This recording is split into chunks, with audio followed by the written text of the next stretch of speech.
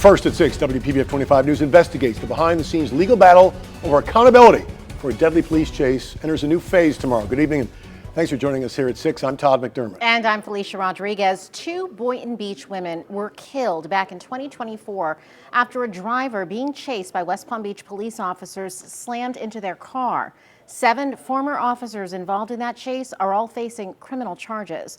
Investigative reporter Terry Parker first broke this story and has learned exclusively that attorneys for the victims' families, the city of West Palm Beach, and the former officers will meet tomorrow. Now, this is a closed-door mediation, Terry, in the federal civil rights lawsuit sparked by the chase, and the families have been demanding answers for more than 2 years now. They have, and tomorrow's mediation is about more than money. It's about whether the city of West Palm Beach will accept any responsibility for police pursuit that prosecutors say ended with 2 innocent women dead.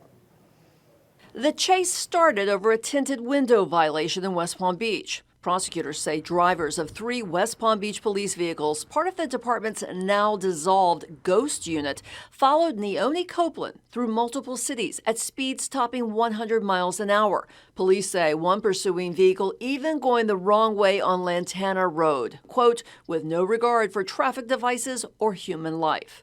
The suspect's Kia Stinger slammed into a Toyota turning into a Boynton Beach neighborhood, killing Marcia Pochette and her pregnant daughter Janice Woods, leaving their husbands devastated.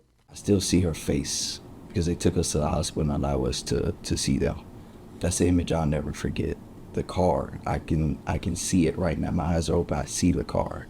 It's not okay. Devin Woods and his father-in-law, Janelle Pochette, told me in December the only thing left for them was to fight for justice.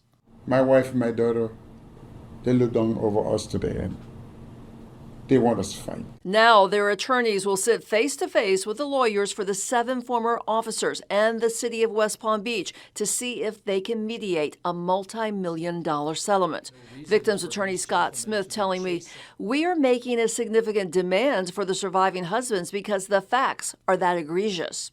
Egregious, Smith says, because prosecutors say surveillance video shows the 3 police drivers going right up to the scene of the fatal crash, turning around and going back to West Palm Beach, not rendering aid, not calling 911, not telling their supervisors what just happened. They slowed down, they observed, and they left.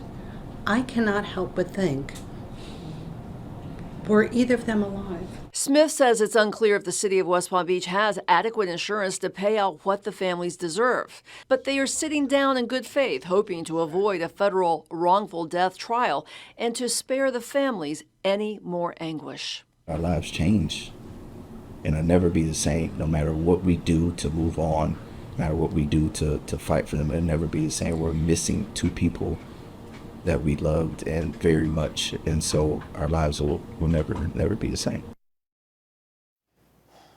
The officers have denied wrongdoing and have asked the federal judge to dismiss the case. If no agreement is reached, the families say they will file their response to that motion. Their attorney tells me holding a government entity liable under federal civil rights law is difficult, but they are going to argue their case vigorously if it comes to that.